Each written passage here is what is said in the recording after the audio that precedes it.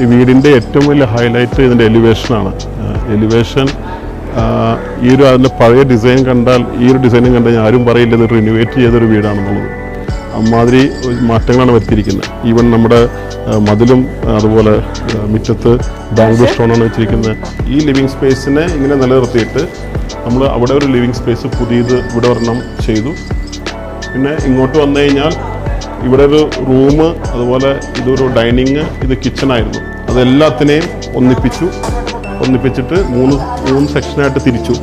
Prayer room, TV room, then dining, അതുപോലെ kitchen, open kitchen ചെയ്തിട്ടുണ്ട്. പിന്നെ ഈ ഒരു ഏരിയ ഒരു കോർട്ട്യാർഡ് ഒരു സങ്കല്പമാണ്.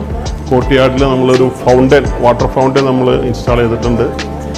അതുപോലെ വാഷ് ബേസിനും ഇവിടെയാണ് വെച്ചിരിക്കുന്നത്.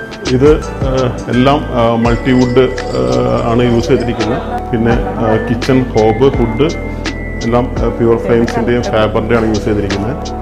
ഇത് വൈഫിൻ്റെ ഒരു വലിയൊരു ആഗ്രഹമായിരുന്നു, ഇങ്ങനൊരു ഫോട്ടോ ഫ്രെയിം ഇവിടെ ഡൈനിങ്ങിലേക്ക് ഇരിക്കുമ്പോൾ വേണമെന്നുള്ളത്.